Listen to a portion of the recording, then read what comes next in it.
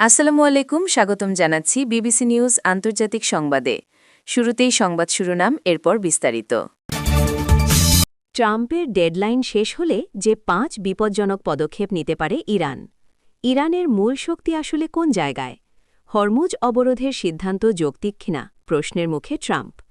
ইসরায়েলের বিরুদ্ধে পদক্ষেপ নেওয়ার হুঁশিয়ারি এরদোগানের।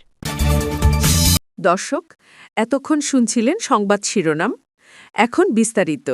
আপনি যদি ইসরায়েলের ধ্বংস চান এবং মুসলিমদের পাশে থাকেন, তাহলে ভিডিওতে লাইক করে চ্যানেলটি অবশ্যই সাবস্ক্রাইব করে দিবেন এবং আপনার মূল্যবান মতামত অবশ্যই কমেন্টে লিখে জানিয়ে দিবেন।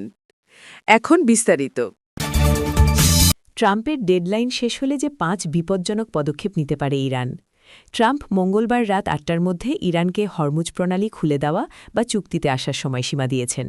না হলে ইরানের অবকাঠামোতে বিধ্বংসী হামলার হুমকি দিয়েছেন তিনি।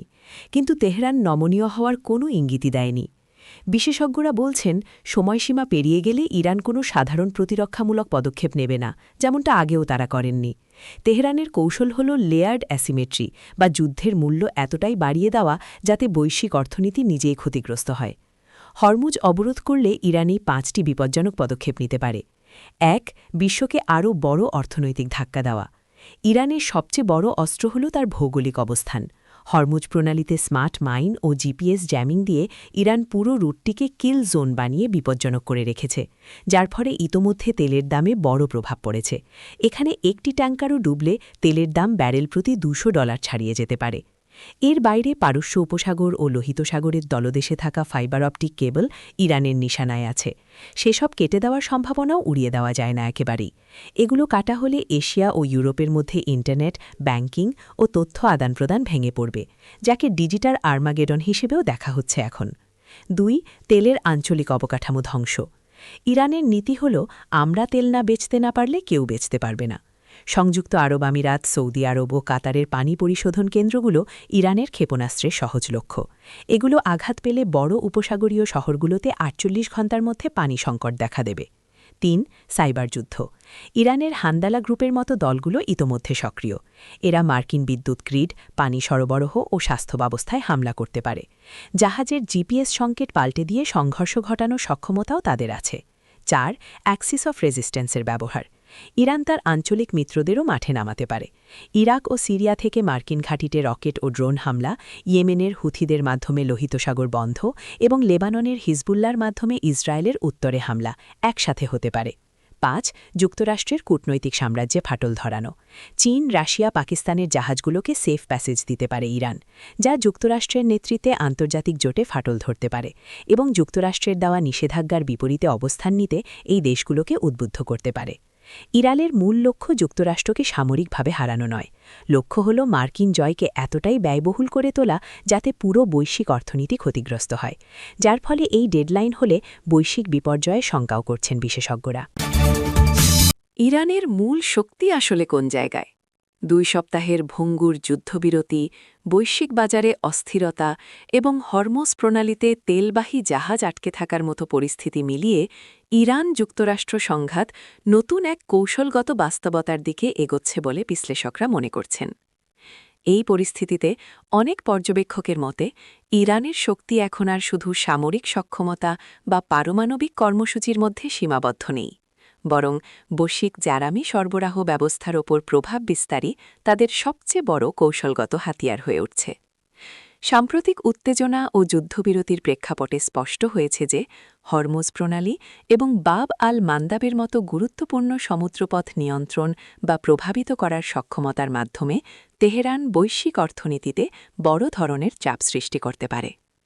বিশ্লেষকদের মতে এই কৌশলগত ভৌগোলিক অবস্থান ইরানকে এমন এক অবস্থানে নিয়ে গেছে। হরমুজ অবরোধের সিদ্ধান্ত যৌক্তিক কিনা প্রশ্নের মুখে ট্রাম্প।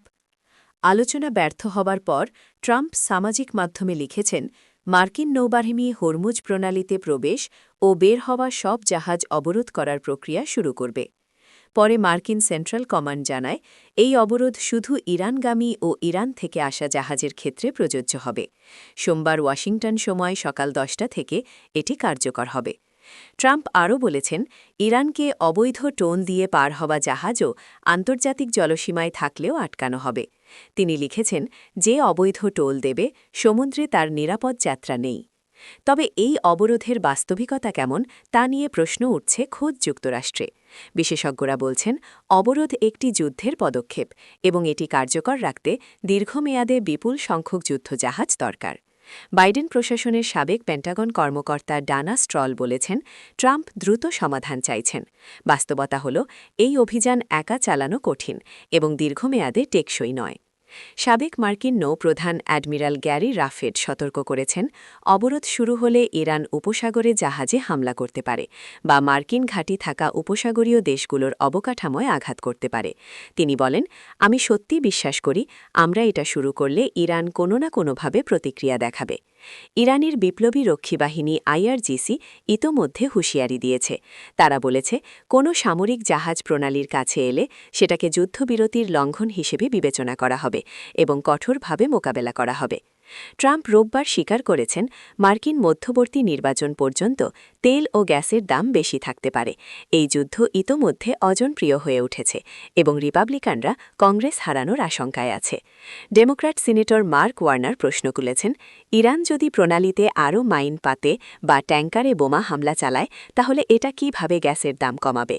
বিশেষজ্ঞ স্ট্রল বলেছেন, দীর্ঘমেয়াদে এই সংকটের সমাধান কূটনীতি ও আন্তর্জাতিক রাজনৈতিক সদিচ্ছার মাধ্যমেই করতে হবে।